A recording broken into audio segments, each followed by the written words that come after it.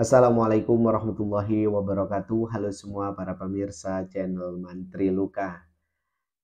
Oke, here we go. Kembali lagi di channel Mantri Luka yang akan selalu memberikan informasi dan juga edukasi mengenai perawatan luka pastinya. Dan masih bersama saya Muhammad Subromulis. Apa kabar semuanya hari ini? Semoga semuanya dalam keadaan sehat walafiat. Dan hari ini di channel Mantri Luka akan membahas sebuah permasalahan yang seringkali menjadi faktor penghambat dalam proses penyembuhan pada luka.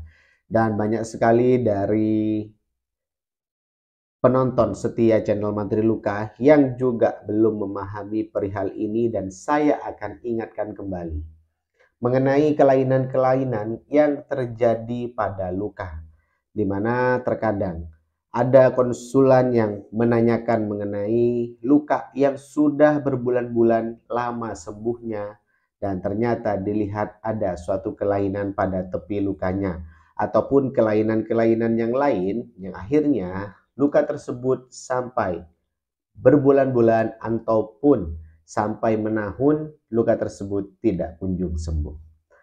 Saya rasa hal ini perlu saya sampaikan kepada seluruh pemirsa sekalian agar nantinya dari para pemirsa sekalian yang juga mempunyai kendala yang sama mengenai kelainan-kelainan yang terjadi pada luka, hal ini dapat dicegah.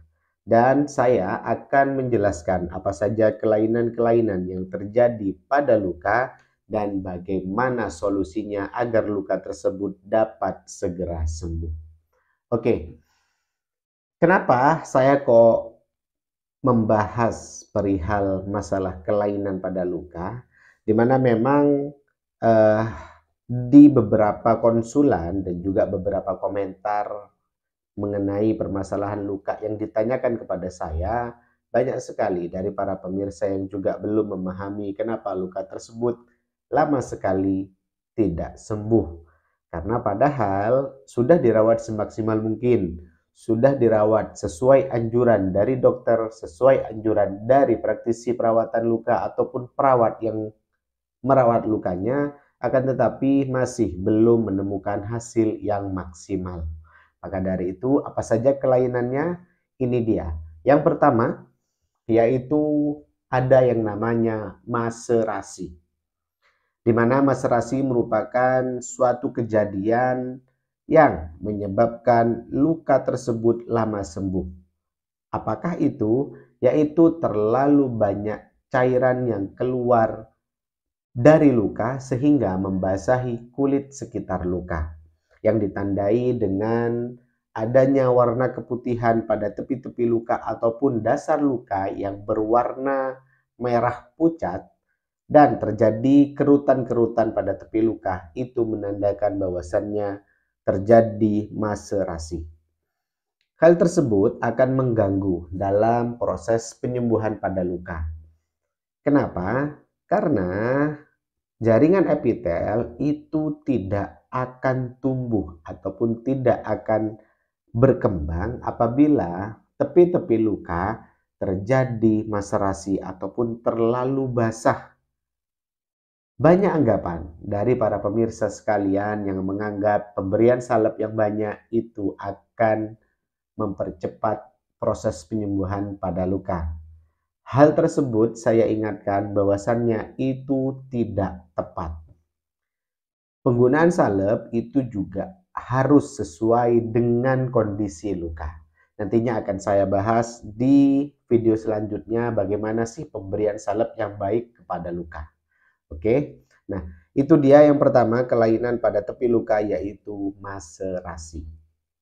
Selanjutnya ada kelainan yang lain yang juga sering ditemukan pada pasien-pasien yang terjadi perubahan pada bentuk kaki, terjadi pengerasan pada tepi-tepi luka, yaitu kalus ataupun kapalan. Hal tersebut banyak terjadi pada pasien-pasien yang mengalami charcot ataupun perubahan pada bentuk kaki karena kelainan tulang ataupun perubahan bentuk kaki yang disebabkan oleh diabetes mellitus ataupun deformitas pada kaki, di mana biasanya luka tersebut terjadi pada area-area bagian tulang yang menonjol. Yang awalnya dia terjadi pengerasan ya, ataupun kapalan, dibiarkan begitu saja terlalu lama dikarenakan alas kaki yang kurang baik, maka yang terjadi adalah terjadi kalus ataupun kapalan dan pecah sehingga terjadi luka. Nah, kapalan tersebut perlu kita atasi dan kita rawat dengan baik ya, agar nantinya apa? Agar nantinya tepi-tepi luka ataupun jaringan epitel dapat tumbuh dengan baik. Nah, itu dia apabila ada kapalan ataupun kalus, silahkan di manajemen yang baik, ditipiskan ataupun dihilangkan kalusnya. Ada kejadian di mana memang terkadang kalus juga disertai dengan masrasi. Sudah kapalan, malah terjadi terlalu basah sehingga kapalannya menjadi putih contohnya. Nah, hal itu adalah dua masalah yang menjadi satu sehingga proses penyembuhan pada luka juga akan sulit berkembang. Oke. Selanjutnya ada yang namanya epibol, di mana epibol ini sering terjadi pada pasien-pasien yang sudah terjadi epitel duluan, yang kasusnya biasanya pada luka-luka yang berlubang, dan terjadi epibol dikarenakan jaringan epitel menggulung ke dalam. Hal tersebut menjadi penyulit nantinya ya. Bagaimana cara mengatasinya? Memang perlu praktek ya dan perlu jam terbang karena biasanya kita menggunakan pinset untuk mengambil epitel-epitel yang menggulung ke dalam. Dan biasanya ketika kita tarik itu akan seperti usus yang melungker-melungker ya kulitnya. Ya seperti itu. Itu namanya adalah epibol. Dan ada lagi kelainan-kelainan yang juga saya temukan, yaitu terjadi pengerasan pada tepi-tepi luka, di mana hal tersebut erat kaitannya dengan sirkulasi darah ataupun kurangnya elastisitas kulit dikarenakan penurunan fungsi kolagen dan juga penurunan fungsi dari aliran darah pada pembuluh darah vena dan juga biasanya disertai dengan varises. Maka yang terjadi adalah pengerasan jaringan kulit sekitar luka dan biasanya disertai dengan nyeri apabila kita gerakkan pada bagian yang terjadi pengerasan. Hal itu juga saya temukan di lapangan dan saya masih merawat pasiennya ya. Lukanya kecil tapi itu sulit untuk kita rawat apabila kita tidak bisa menemukan salep yang cocok untuk luka tersebut. So, bagaimana solusinya bagi para pemirsa ataupun rekan sejawat yang menemukan kendala-kendala kelainan pada luka tadi? Nah, yang pertama yaitu pada kasus maserasi. Nah, saran saya untuk kasus maserasi silahkan jangan terlalu banyak memberikan salep dan juga berikan absorben yang baik, yaitu menggunakan foam dressing. Dimana kemarin ada yang bertanya mengenai luka post operasi yang bone expose sampai kelihatan tulangnya, sudah diberikan salep metcovacin akan tetapi masih terjadi maserasi. Nah, ingat pemberian salep juga harus dilihat dari jaringan luka ataupun kondisi lukanya. Ya, tidak cukup hanya diberikan kasa apabila terjadi maserasi, maka silahkan tambahkan foam dressing.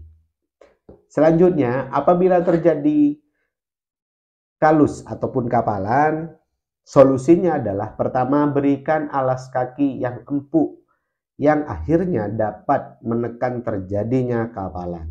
Dan juga tipiskan kapalan menggunakan bisturi ataupun mesh atau ada alat yang namanya credo, di mana itu juga akan sangat membantu sekali apabila kita menipiskan kapalan ya untuk mengurangi terjadinya luka berulang.